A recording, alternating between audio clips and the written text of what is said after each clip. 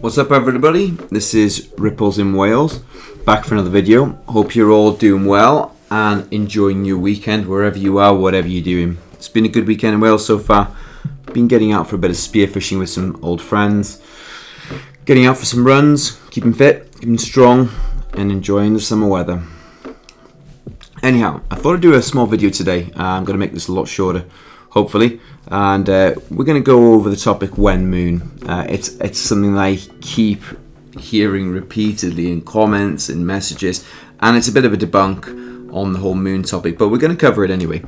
So everyone's asking, when they think the price of their assets will reach maturation, when will they hit all-time highs, when, and it seems to be a big thing in the XRP community more than other communities. It feels that maybe because we've had to wait so long after missing the previous cycles, all-time highs, investors have had to have a great deal of perseverance and patience to stay the course and hopefully reap the rewards further down the line.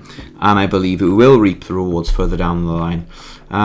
There are many ways that we can kind of look at this when moon, or when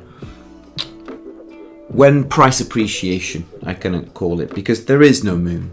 And that's going to trigger a few people and stuff, and that's okay, because we're in this as investors. We're not kind of degens, I hope.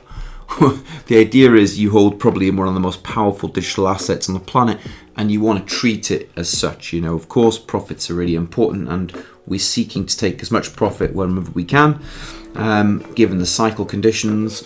But just like the best investors are the ones with the most patience.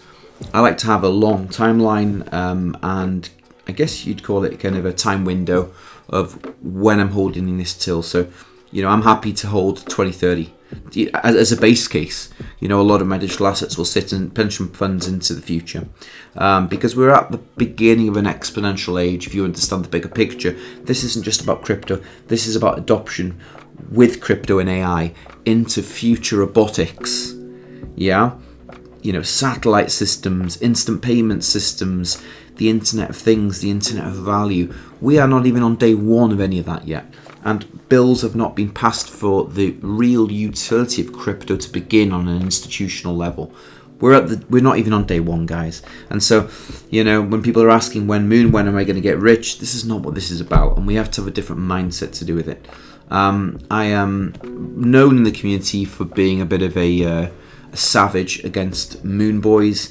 After kind of being coerced into the mindset of a moon boy back in 2018, 19, and realizing that the damaging effects of having that in your emotional state actually prevented me from executing a better plan.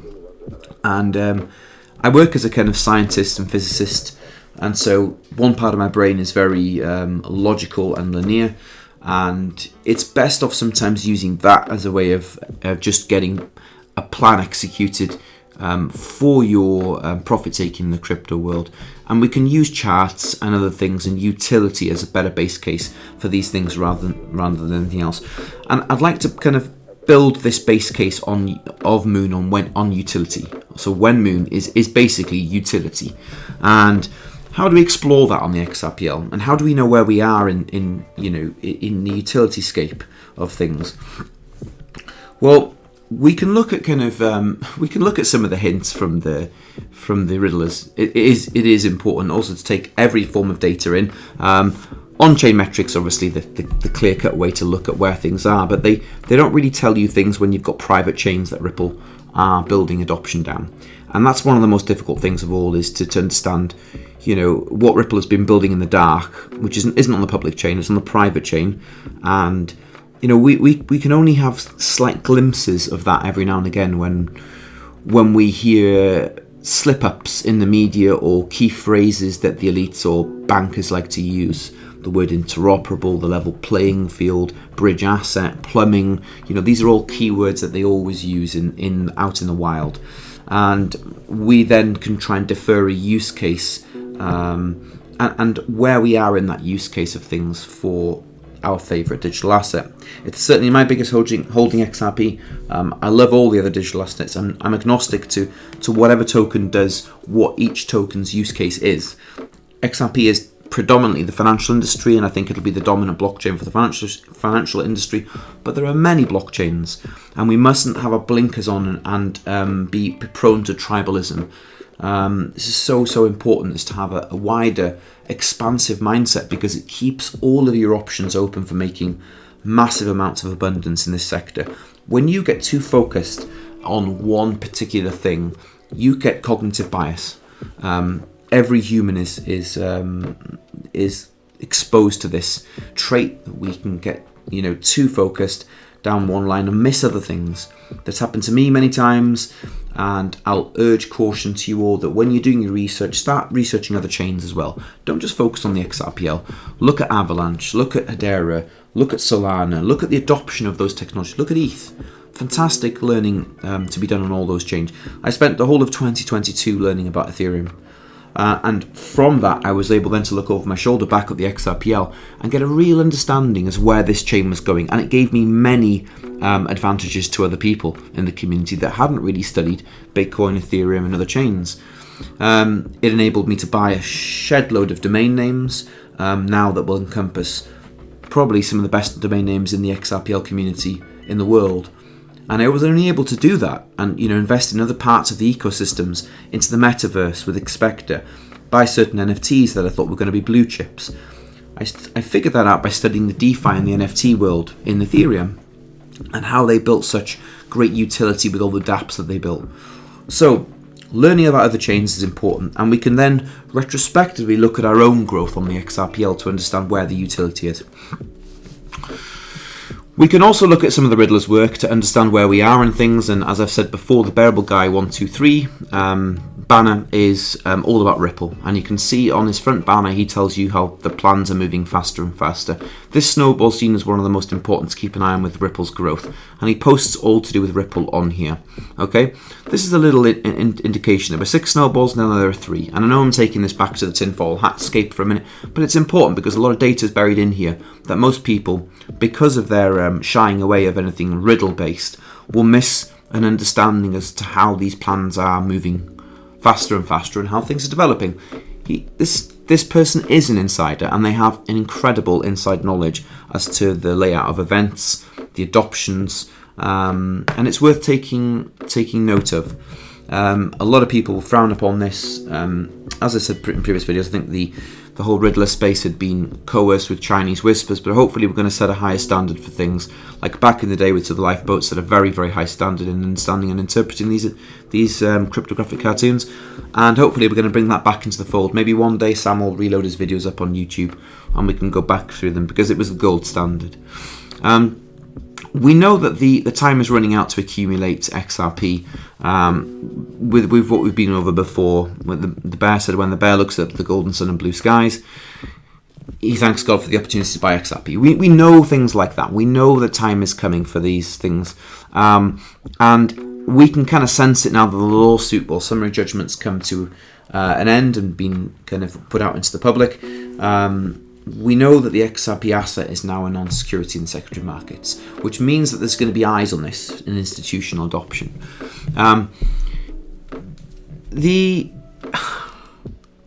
Like I've said before, the idea of when moon is a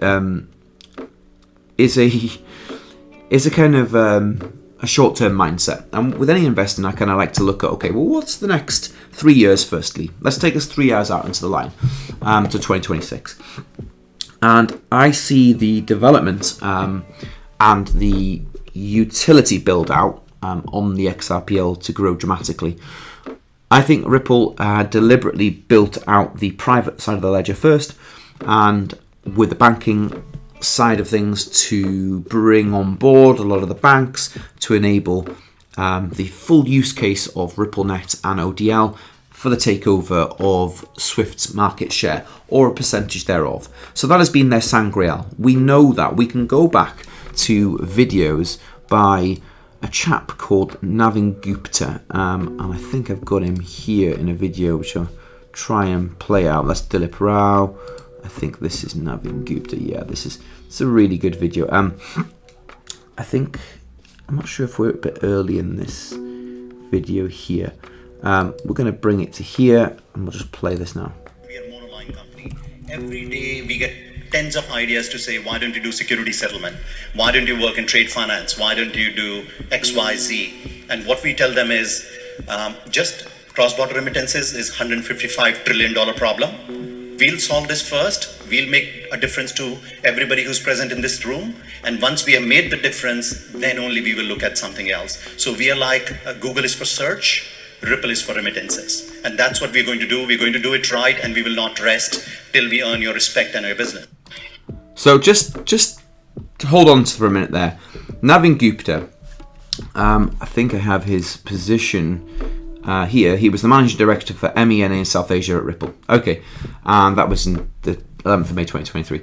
He just said that cross-border remittance is a $155 trillion problem, okay, and they are not going to rest until they've solved that problem. He said this a number of times. He said, we are going to make a dent in the universe. I don't know if we've got that somewhere as well. I think that was, I did have a look for it in here. I might just have a quick look, Google for that again. A search, not a Google. I think we just watched that one there.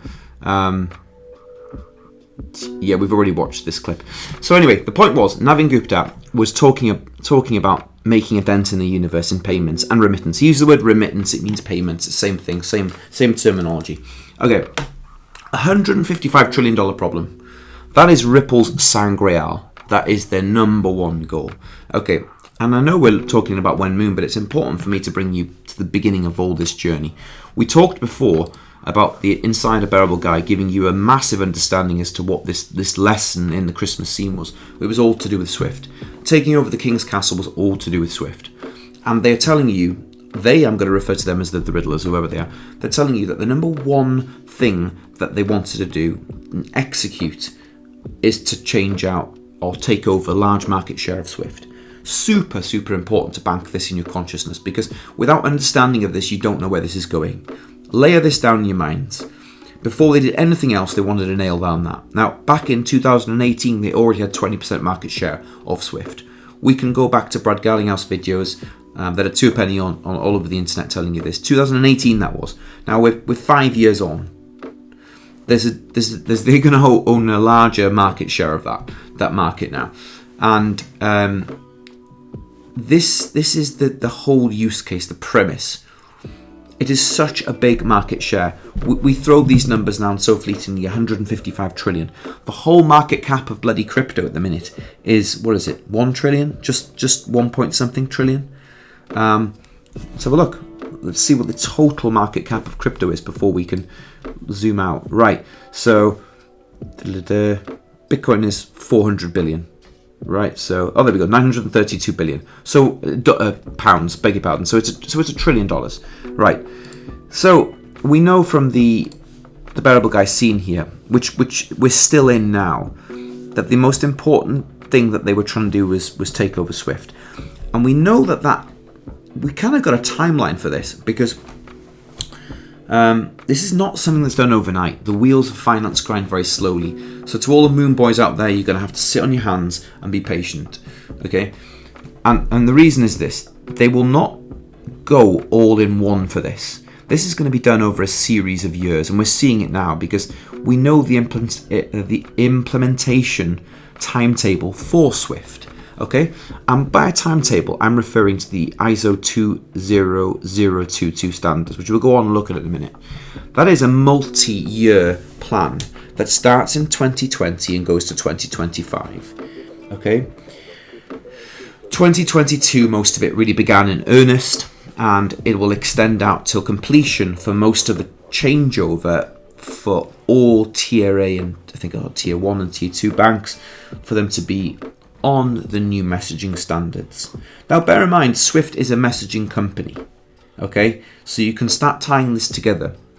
To take over and force the banks into a easier upgrade or crossover to using crypto assets as a bridge currency for remittance and settlements, they have forced all of these banking institutions to upgrade their messaging systems. Now, what is SWIFT?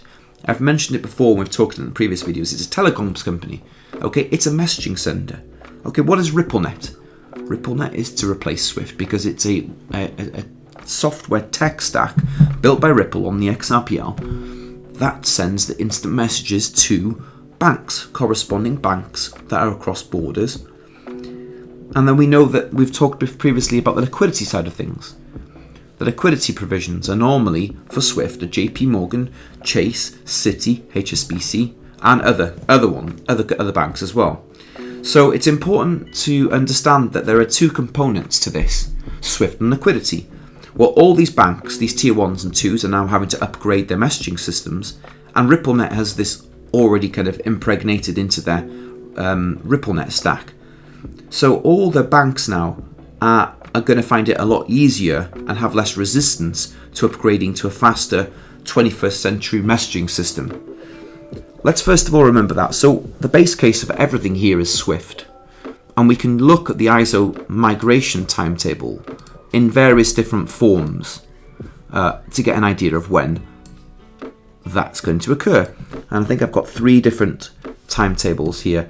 They've been updated and they've been delayed, and there's been different renditions of each one.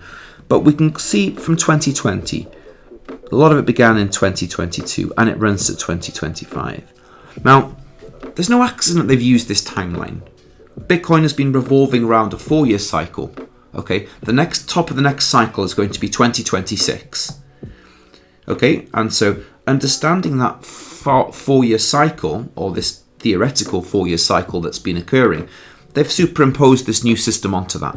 And the adoption curve for Ripple's, I guess let's call it the private side of the chain in the XRPL, is probably going to start moving larger volumes of XRP down as these ISO standards change and as more banks openly move onto an ODL offered solution on RippleNet.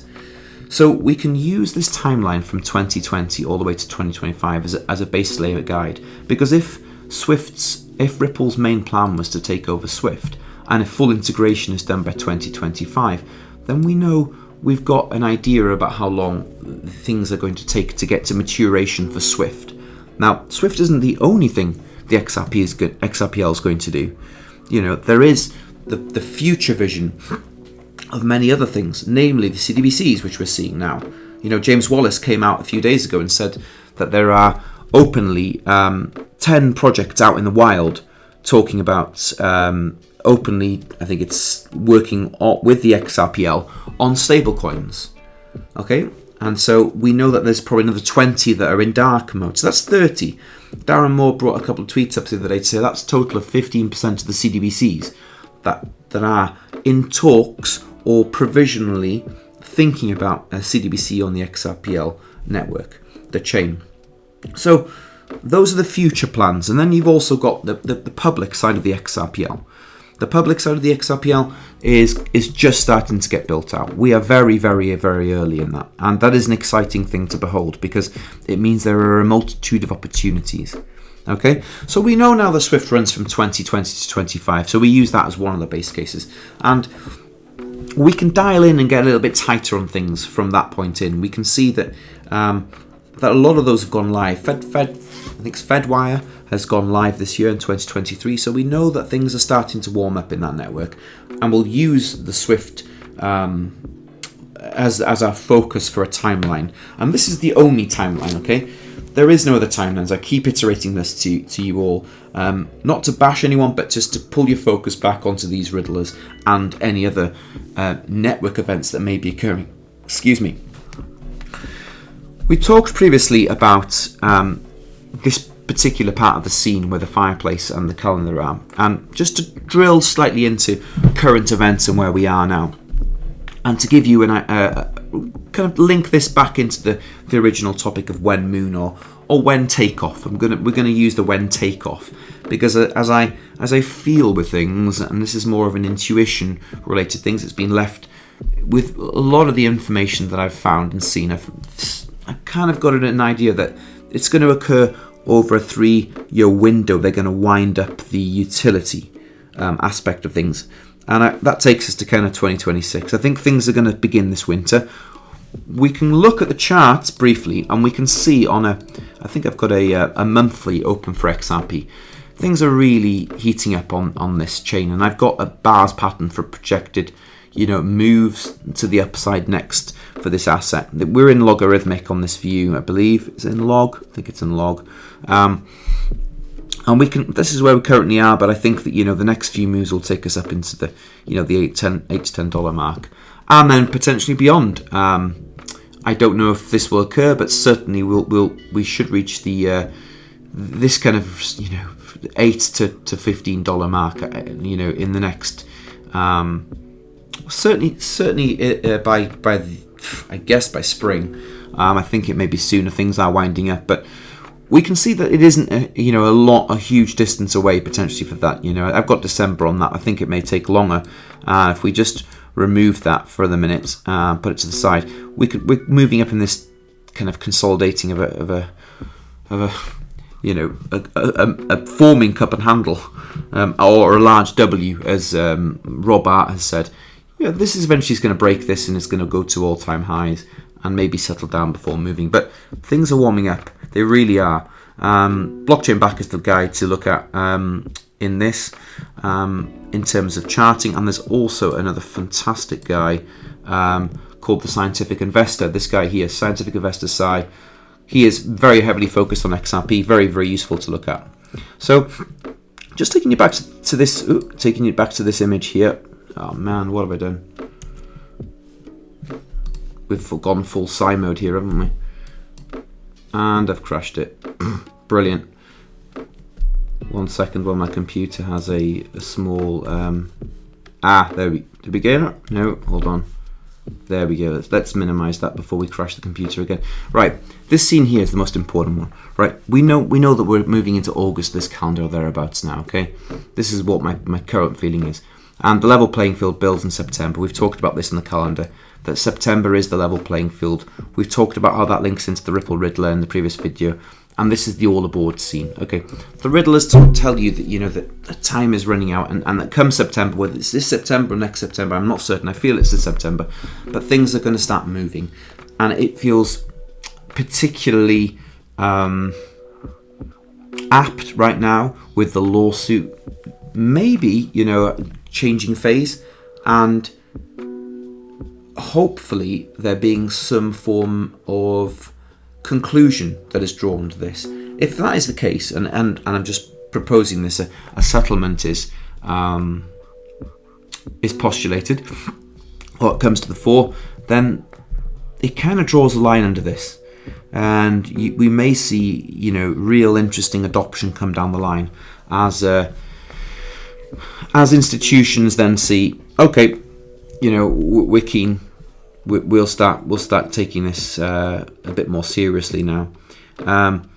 This is where I think things are really going to start warming up. I've said a few times though that this level playing field, it comes at a cost, and I believe that the cost is this scene here, which is yet to really start kind of warming up.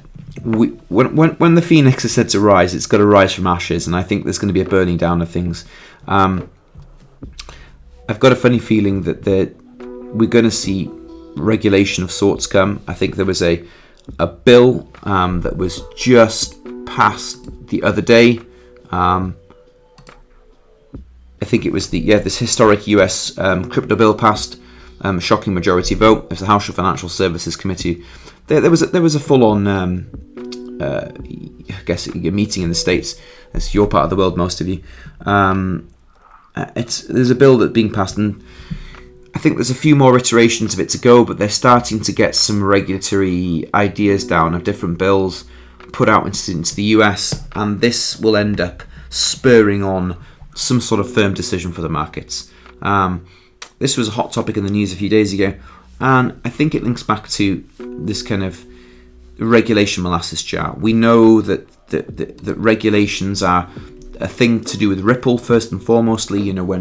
When the regulations are kind of tidied up or tied up with with Ripple in this case, then we are likely to see some sort of conclusion and some definitive ideas of what the US classifies things as, and then from there on we can move on. We know that before regulations occur, the price of any digital assets isn't going to go up. So we have to be patient to do with that, and that's what this is occurring on the scene. So maybe regulations begin in September. This is where I'm saying things may start speeding up in this level playing field sector between September and December. I got a funny feeling there's a storm going to occur once we get into this area here, and I think there's some sort of storm will catalyze this situation to occur a lot quicker. We know that there's this regulatory arm with the coin crusher, going to play havoc with the altcoins, and I think there could be some major opportunities for buy-ins of really good already built out networks. Ones that I'll be looking at personally would be increasing my holdings of Quant, Solana, Avalanche, Dot, and these other networks that are really building up very quickly. Of course, there's room for Bitcoin and ETH as well. I will build all my bags if I can, but what I'm thinking is there's going to be opportunity here. And what else was I going to bring you? Yeah, this is an interesting thing that I seen a while ago. This is from the whiteboard lesson. We had 23 on the W, Swift numbers, and we had 6 and 9 or 9 and 6 on here. 6 and 9 are the same number; they're inverted. And I have a funny feeling.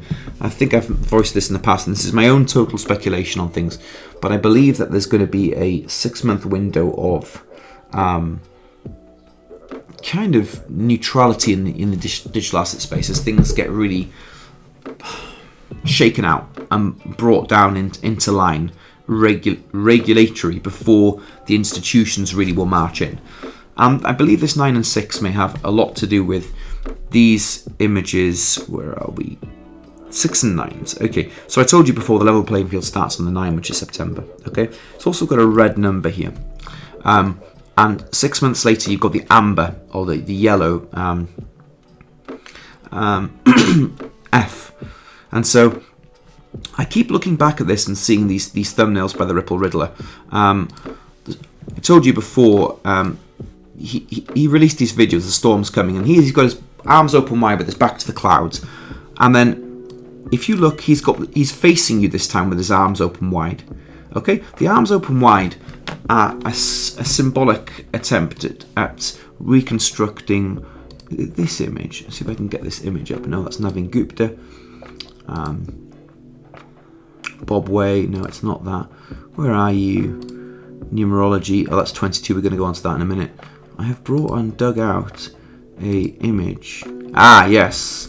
Okay, so this is the Wheel of the Year, and it's an old pagan and Celtic seasonal calendar. We're going to put it as that. People are going to scorn me for calling that. A lot of people use it for sacred geometry. A lot of people use it as the symbol of the cross. You can see here that the early pagans and Celtic Christians, and believe me, I live in the most important part in the world with anything Druidic and Celtic. I live in the heartland of where the Druids taught all of the teachings.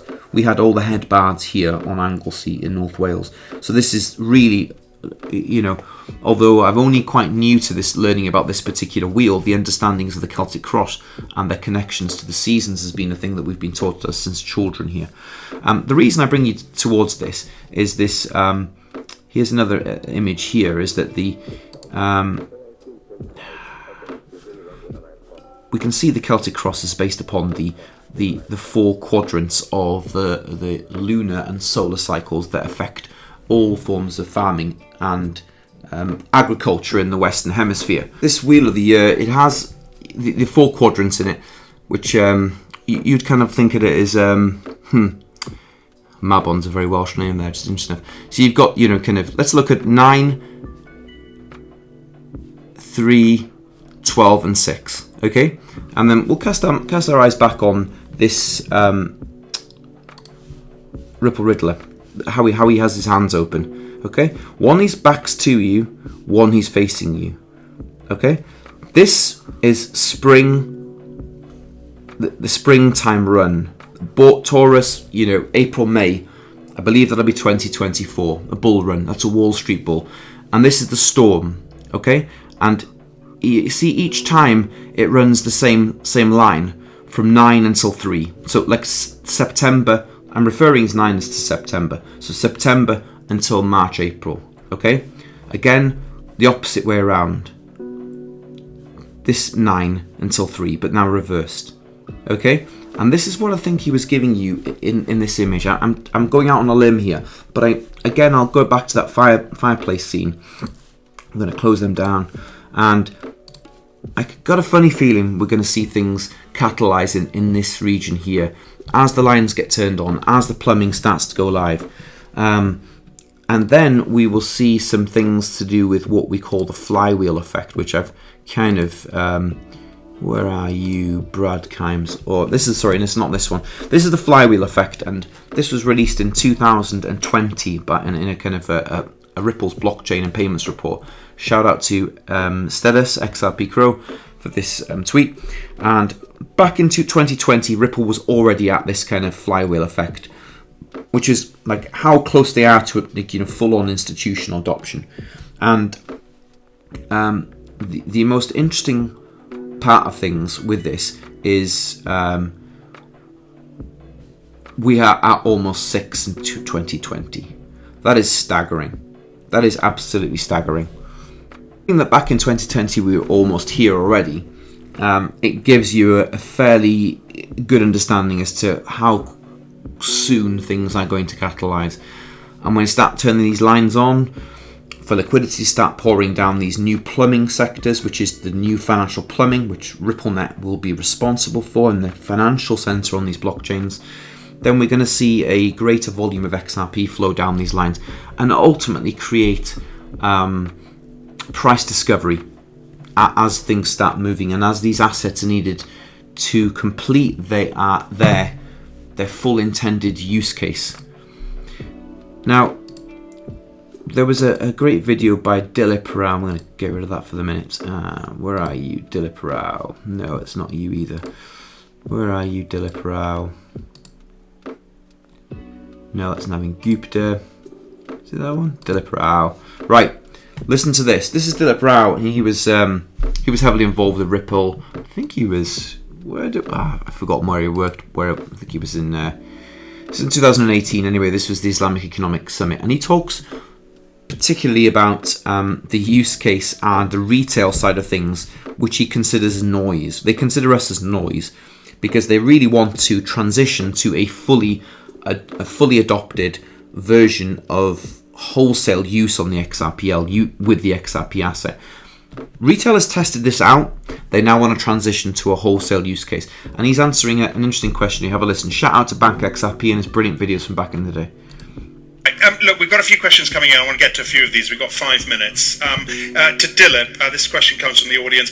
Many people are using cryptos just to buy and sell and make quick gains out of it. Does it hurt the growth of cryptocurrencies, that usage for a quick buck? So, I mean, it's kind of chicken and egg. You have to create a marketplace. And right now, we have about 150, 200 exchanges around the world that trade in XRP. A lot of it, as you say, is very shallow trading by individuals, and that is not the use case that we are pursuing. What we are pursuing is the use of XRP as a financial asset by sophisticated institutions as a bridging mechanism. So does this hurt or harm? Well, it creates a lot of noise, and we certainly don't want that much noise, but we're waiting.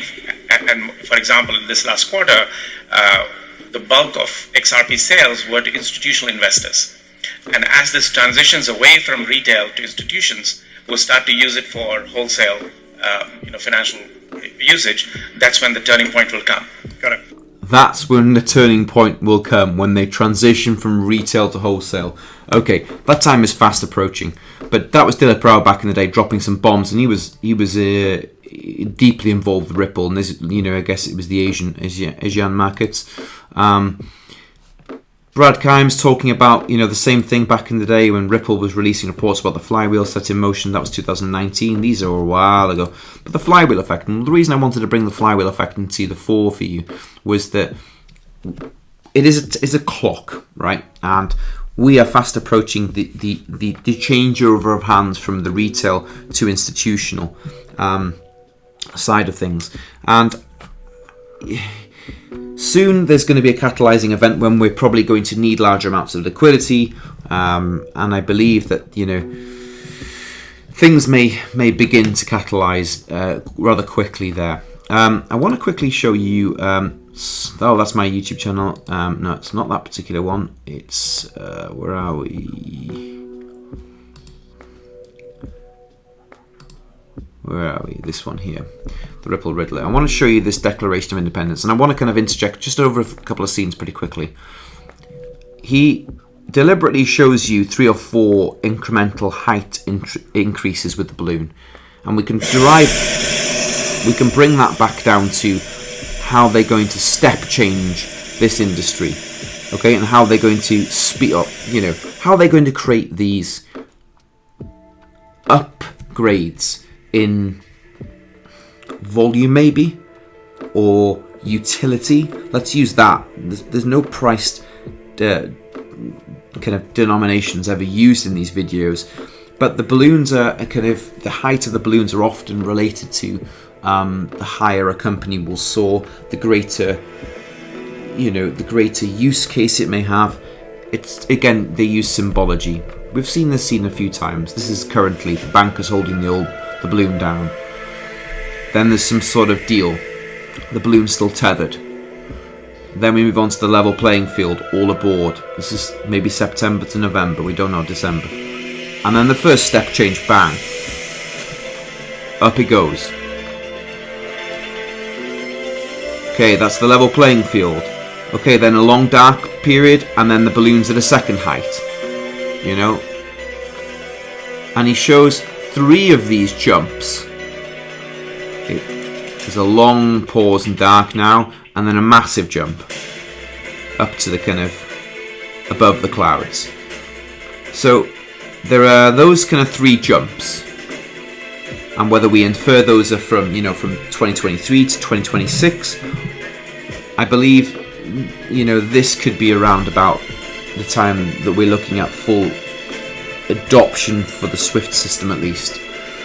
I also believe when you go down the wormhole, I haven't figured this out, but it's why does the Riddler disappear? Really hard, and then he reappears.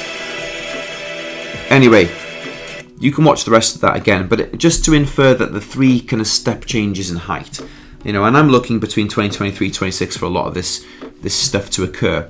Again, Rosie Rios, I really want to kind of play this out for you, just so that you understand the kind of the urgency of where we're at. That's what I want to put this as. Well, first of all, thanks for having me. And if you're only thinking about it now, you're behind the 8 ball. The train has left the station. I keep saying that, and it's absolutely true, especially when it comes to this topic. The train has left the station. How many times have we heard that? Love all, Rosie.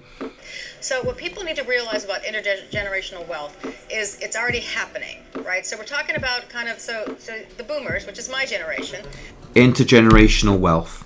Okay, I don't need to play all of this, but the point is that she's telling people that, listen, you don't realize it, you're behind. Stuff is about to move. This is like your last kind of bell, your last bell on the train. Things are going to move. We've heard Rosie Rios talk that the train is leaving the station. We've heard Dilip Rao say this is not for retail, this is moving to wholesale, and there's going to wholesale use and holders preliminary of this asset class, of this asset XRP, and there's going to be a transitioning point, like a point of change where retail leaves the markets and institutions pick it up and run with it. And we know that Swift needs to go live. We know there's an impending schedule to kind of match, and there's a kind of timetable. They're working to a bloody timetable. Okay, So we need to kind of understand that before this really integrates, before they really turn on the lines, before they flip the switch, there's going to be a pause. There's going to be a moment of reflection in the market, I think. Okay, there's probably going to be a black swan event that occurs along with that. And my intuition leads me down to the same kind of narrative that was in 2020 of March, where you had the pandemic. We're going to see some sort of cybersecurity event. People have mentioned it all through the community, Darren Moore and all. They keep harping on and telling you, like, look, they're telling you what they're going to do. They're going to do a cybersecurity event, grid down, whatever, you know. And at that point, they're going to kind of create a scenario where the banks are shut down for a few days, whatever, and it creates a bit of turmoil. And it may flush the rest of the bad leverage out of the system. And in that moment, you're going through a reset. You're not going to realise it, but you're going through a reset. And at that point, they're probably going to transition us. This is what my intuition tells me of how the institutions are going to play this game. We know it's going to move from one court to the other, retail to institutions. They want to hand this asset class over. The time is ready, and we're getting very, very close to the time now. It'll be this year, I'm certain of it, or into the spring of next year. And from that, I want to bring you into this kind of thought of a reset, a pause, and a change in markets.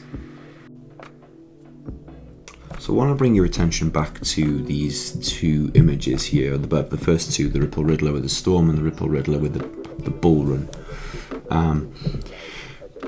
Why I think it's important to always keep our eyes on the storm is because although we've seen the beginnings of this particular washout, both in the TradFi markets, and we can cast our eyes back on that, but also in the crypto markets, you know, we are heading towards a reset in the current system. The old 589 is often used with the reset connotation delivered by Poole many moons ago, and the storm is a multi-year event. It's not, again, like all these riddles, they're not something that occur immediately, but they show the kind of the more extreme end of that scene playing out in a short burst. But these things often take a time, you know, there's a gradational approach to each one. There's a wind up in everything in nature. It doesn't happen instantaneously. Trees take a long time to grow, and then they go into fruit. The same with all these scenes where the riddlers release is that they show a scene, but there's been a time of consolidation before that scene takes effect.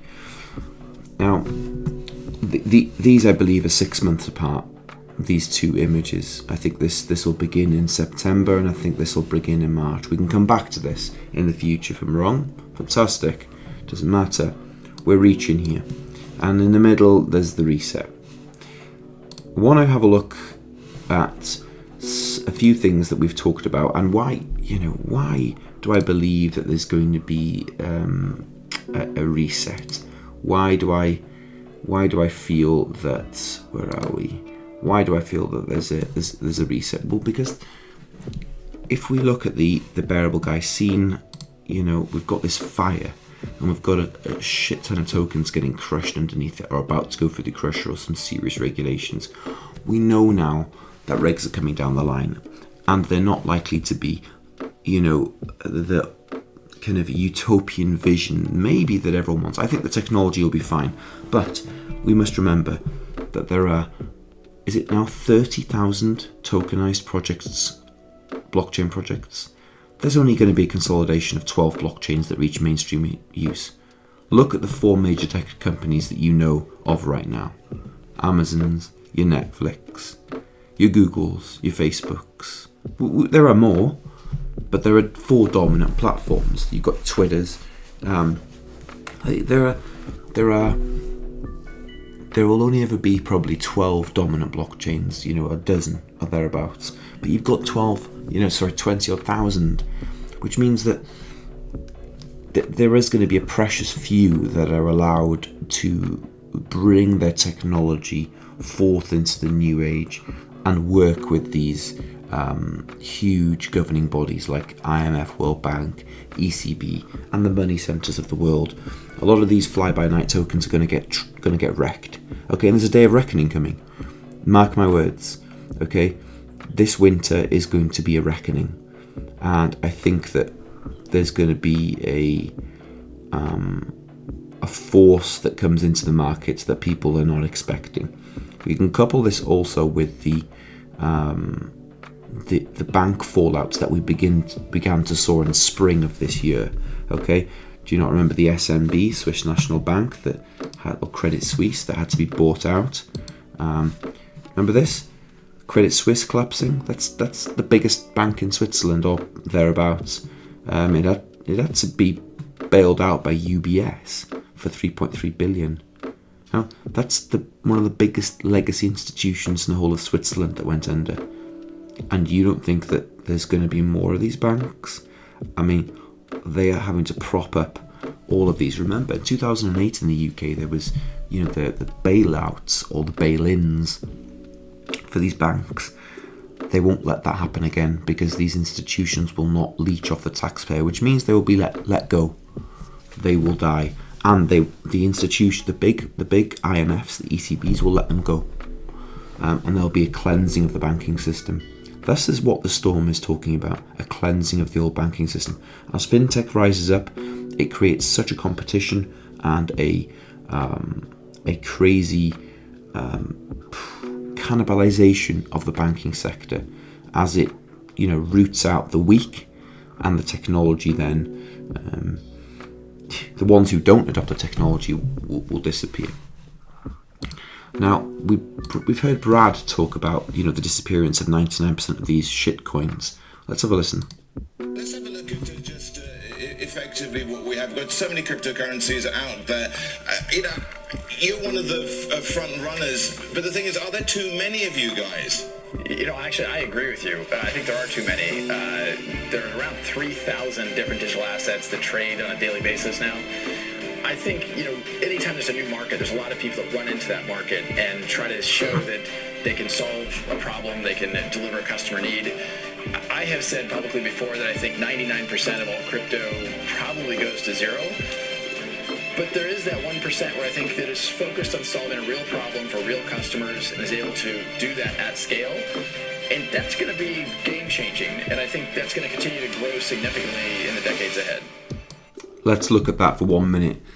It's the utility he mentions. Now, Brad is connected to the highest echelons of all the world's elite in the banking now. And he's telling you that 90%, 99% of these shitcoins will go away, right? That 1% will retain the utility. So you have to look at utility, and I always try and bring this back to you guys as a base case. Utility. Even the bloody riddlers talk about utility. Look, utility, Swift, Ripple's main plans. And that brings me, right back onto the kind of target of, okay, you all want to know about, the utility.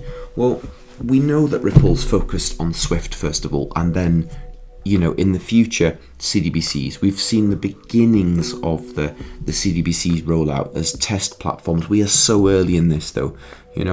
We've got 3 years before really this takes hold. We're seeing snippets, though, released by Ripple and also by, mainly by Ripple, actually, about the projects they're working with. James Wallace came out the other day and said that they're working with 10 that they can talk about, 5 that they've released and 5 that they're going to release, and there's another 20 that they're in talks with. We know that's the case now. Okay, but this is a long play. CBDCs is out into the distant future, probably 2026 onwards, for full deployment of this, and to see a bite of adoption. This is early. Okay, so the utility of the CBDCs is going to come later. Okay, but we know that we've seen some, we've got now Palau, Hong Kong, Montenegro, we've seen Colombia, Bhutan. I think it's HKMA. No, it's not Big Hong Kong. Oh, it is Hong Kong. Yeah, sorry. We've seen a few more CBDC projects begin to occur or begin to be released. Back in 2018, I can always go back to various conversations I was hearing about Ripple and their connections to 80 world governments. Okay, 80, that's 80 central banks back in 2018. So they had a lot of talks going on earlier, and it doesn't mean that they snagged all of those. but they've got connections. But that's into the distant future. We've got to bring this back to the now. What utility are we going to see now? Because utility is the driver that's going to move this price of this unit of value up. The utility and the necessity of the use of the XRP token, okay? Forget about the bullshit that you're given by the Moon Boys that you think retail is going to move the needle. It's not. It's not going to move the bloody needle at all. I can promise you that. You know, a lot of these big moves are going to be by hedge funds and institutions wanting to hold the asset as a store of value as well, beyond the utility. They're going to be small offices. They're going to be companies that need to hold it for their banking operations and whatnot. But we've got to bring that back to a bigger slice of the pie, and that's why I always tell you SWIFT. Okay, that was just a little slide of the failed banks also this year. You know, First Republic, Signature, Silicon Valley, Heartland, Tri-State Bank.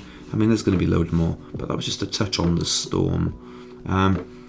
So if we bring this back the full way to SWIFT, let's just have a quick look about this now. What does David Schwartz say about SWIFT? This is an interesting one. We just needed things to work better in order for us to like get people to use a cryptocurrency for payment. And so we built this system, RippleNet, and we looked at all the problems that we brought the failure rate down, we brought the settlement time down. Even it's crazy, but end-to-end messaging prior to a payment is revolutionary. It's ridiculous. If you go to a bank and you tell them you want to make an international payment, you tell them, how much is this going to cost me? Oh, we don't know. How much money is going to be delivered? Oh, we don't know, because there's no messaging, right? The money is just sort of pushed down a pipe, and eventually something will come out the other side. And a significant fraction of payments that don't fail, still the customer calls to check on the payment because they don't know, because they'll tell you it takes 3 to 6 business days. So when do you call them? This is the point Schwartz is making regarding this utter bollocks that is SWIFT, that this 7-day time that, you know, the customers have to. The customers that come through are using the system, they never know when their money's going to show up. And so this is when you know the idea of using this new technology base for SWIFT and how much it changes the customer's experience of the money, you know, the transaction is going to be. It is game changing, and one by one you're going to see these banks switch over to some sort of ODL agreement. Okay, and this is why SWIFT is the Sangreal. It is the big daddy of all the utility cases. SWIFT, it's all about SWIFT now. This is a how the hell do I bring these back? Let's just refresh this page. We can start the video again, hopefully.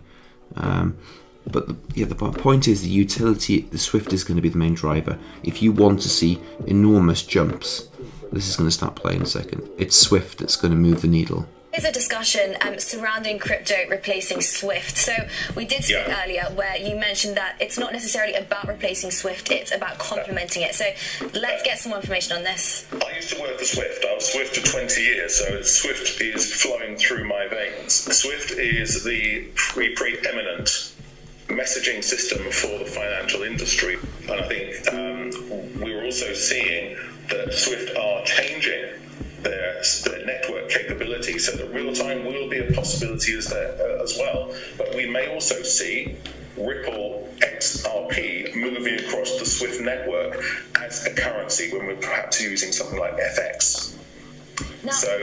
Really? SWIFT using XRP as a currency across the network when it comes to FX? How interesting. FX. Okay, so you're seeing these insiders who've worked at these institutions for 20 years saying that they're going to probably adopt it. And it could be a partial adoption. You know, there's going to be a balance of powers here. You know, it might not be a total domination, but, you know, if you take in 50% of SWIFT's market share and then SWIFT uses your currency for their transactional flows or even partial transaction flows, think of the adoption that brings. That is the stuff that moves the needle, okay? And I want to bring that then. I'm not sure if I've got one more video to show you on that topic. We've seen Rosie Rios, the trainers left the station, but we'll come back to the necessity. But while we're on the topic of SWIFT, I want to bring 2 videos of Rosie, but I want to bring up some points on ISO20022. Now, we talked about these before. These are kind of your timelines. Again, this is what Bearable Guy and the riddlers were probably alluding to. A lot of the riddles, point to 589, which equals 22. I've talked about it being a magic number. Now, think about the number ISO20022. Okay, 20 to 2022. It's all in the numbers. Okay, and the number 22 is used heavily in all these riddles, and I believe it's the ISO 20, ISO 22, I call it. It is being dropped so many times in the riddles for you to see, because this was I believe the Trojan horse. Okay, ISO is the Trojan horse because it forced all the banks to upgrade their messaging standard systems, which makes them easier to onboard into this new system. All right, and that's everyone. All the major economies of the world are going live in Swift or have gone live, and there are like a coexistence kind of phase in a lot of these different European countries. There's a testing phase and a mature phase in some of these, but the point is they're live and they're running parallel, and they are. This is exactly what we're talking about when we go starting putting water through the plumbing. Okay, they've got here like a Big Bang, number 21, Big Bang. This is European sectors. Okay, go live in 2021, and so there's a chance that along these lines, if banks are using this upgraded messaging systems, then they are using a form of ODL somewhere. Again, that's on the private ledger. We don't get to see that, but the transaction flows will have begun. And again, as Schwartzy said, you can't have a public and a private ledger at different prices. They have to be balanced. But this ISO is a really important thing. I'm just going to bring your mind and close off on one thing to do with ISO before we look at Rosie Rios and shut this video down. Bob Way.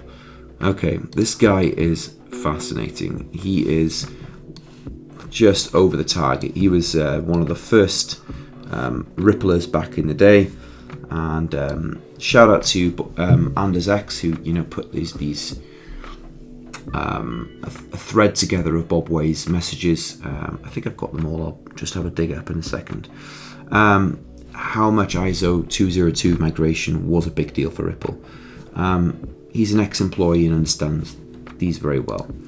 And I think Bob Way said this. I'm not sure I can add a lot of insight. I'm sure things have changed a lot. But just for clarity, ISO 2022 is way bigger than you might think at first. It replaces the previous Swift messaging standard of MT and MX and adds a lot of other things.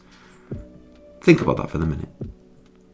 The previous messaging standard that Swift has used has now been relegated to the scrap heap, and they've updated it, which means Swift need to update it.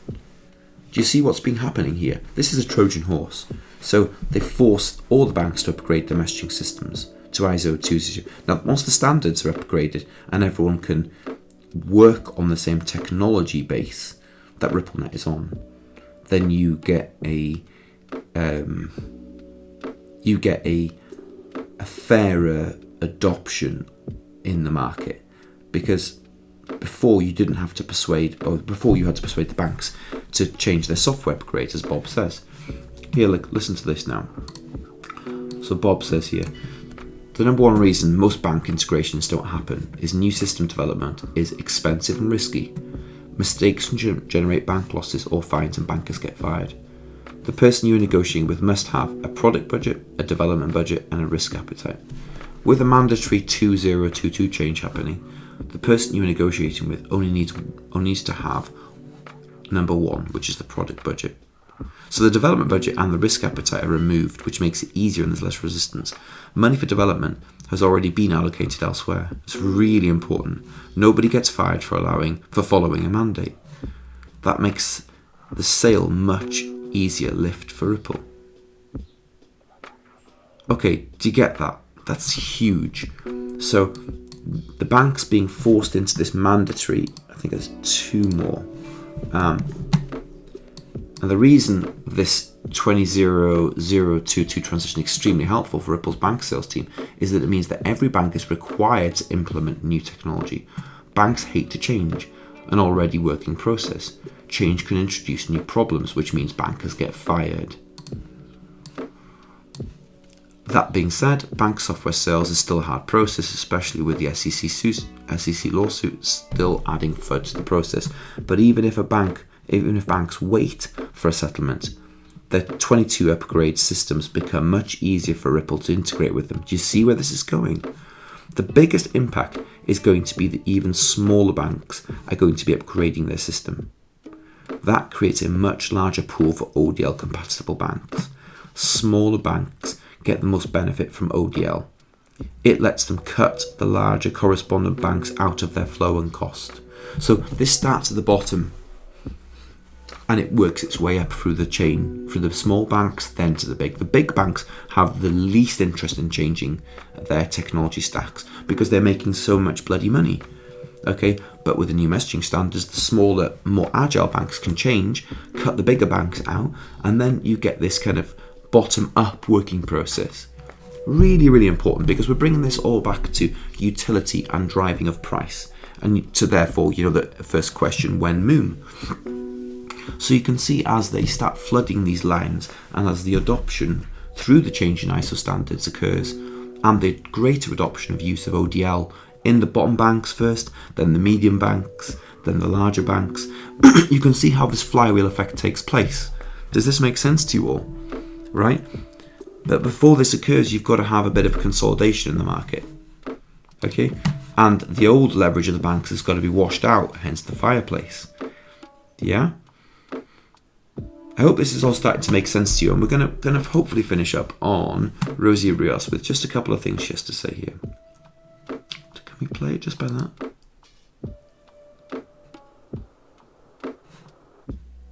That is my name on the lower left-hand side of U.S. currency. This executive order was to encourage regulators to ensure sufficient oversight, encourage the Financial Stability Oversight Council to identify and mitigate financial risks, directs and coordinated action across agencies to mitigate illicit financing, promote safe and affordable financial services, and explore, yes, a U.S. central bank digital currency. I joined the board of Ripple because XRP serves a purpose.